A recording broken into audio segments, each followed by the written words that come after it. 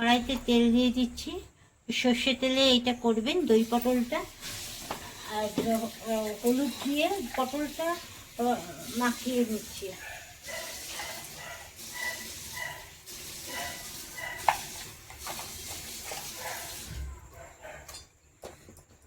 আর এইদিকে আমি দইটা একটুখানি নিজে ঘরে কেটেছি। দইটা একটু জল ঝরিয়ে রাখবো।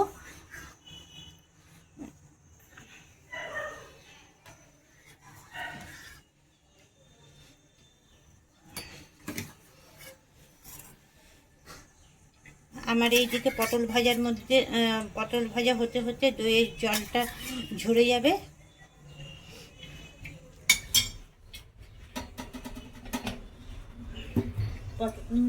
কড়াই গরম হয়ে গেছে। দেখুন পটলগুলো কীরকম কেটেছি।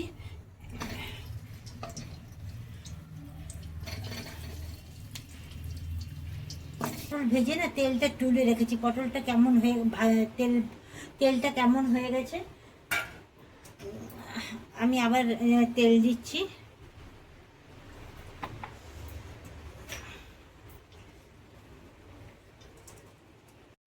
একটা টমেটো কুচি করে দিয়েছি।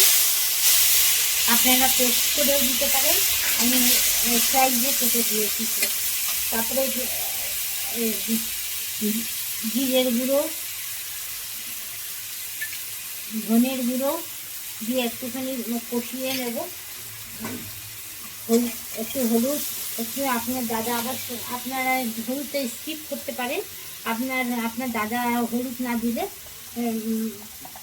পছন্দ করে না। হলুদ না দিলে উনি খুব রেগে যান।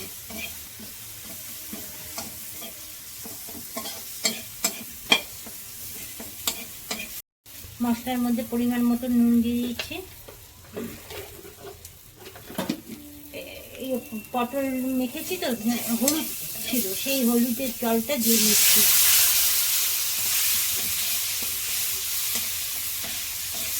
আমি কাজু বাদাম বেটে নিয়েছি। আর এদিকে দইটা একটু মিক্সিতে ঘুরিয়ে নিয়েছি যাতে পেস্টটা ভালো হয়। আপনারা চামচ দিয়েও করতে পারেন, মিক্সিতেও করতে পারেন, সেটা আপনাদের ব্যাপার। এবার পটলগুলি দিয়ে দিলাম। তেলটা ছেড়ে গেছে। এবার পাশে গরম জল করে রেখেছি, এই হলুদ জলটা দিয়ে দিলাম।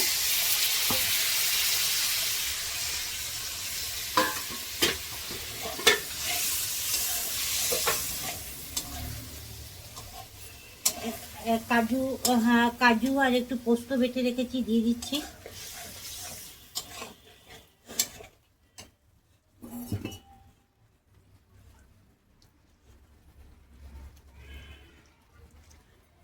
আপনি দই যখন ফাটাবেন না, একটু সামান্য হাফ চামচের থেকে কম, আমি দেখাইনি, ভিডিওটা বড় হয়ে যাবে বলে, এই হাফ চামচের কম একটু ময়দা দিয়ে দেবেন। ময়দা হোক আটা হোক দিয়ে দেবেন।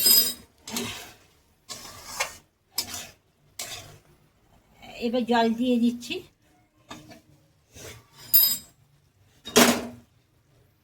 গরম জল করে রেখেছি, সেটা দিয়ে দিচ্ছি।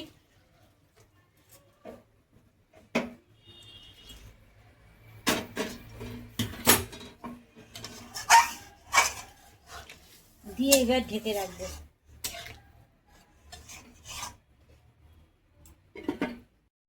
এবার দইটা দিয়ে দিচ্ছি। দইটা দিয়ে নাড়াবেন। গ্যাসটা কমিয়ে রাখবেন, নয়তো দইটা আবার ফেটেও যেতে পারে।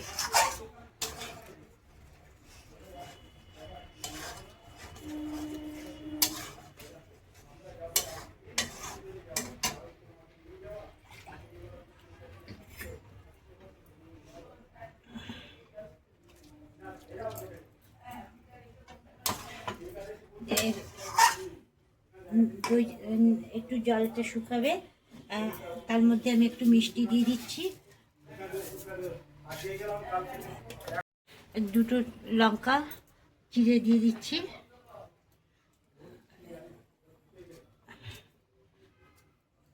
এরকম লঙ্কা চিড়ে দেবে।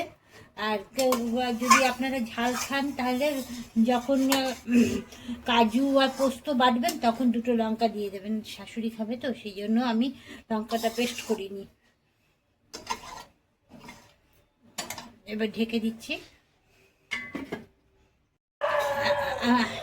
আমার দই পটল হয়ে গেল। প্লিজ একটা সাবস্ক্রাইব করে দেবেন।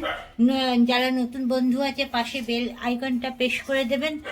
পাশে বেল আইকনটা পেস্ট না করলে কিন্তু আপনি যে সাবস্ক্রাইব করলেন সেটা কিন্তু আমার কাছে যত আমি ভিডিও ছাড়ি না কেন সেইগুলো আপনাদের কাছে এসে গিয়ে পৌঁছাবে না। আর একটা কমেন্ট করে জানাবেন আমার দই পটলটা কেমন হয়েছে। টাটা, বাই বাই, আবার দেখা হবে নেক্সট ভিডিওতে। ভালো থাকবেন, সুস্থ থাকবেন।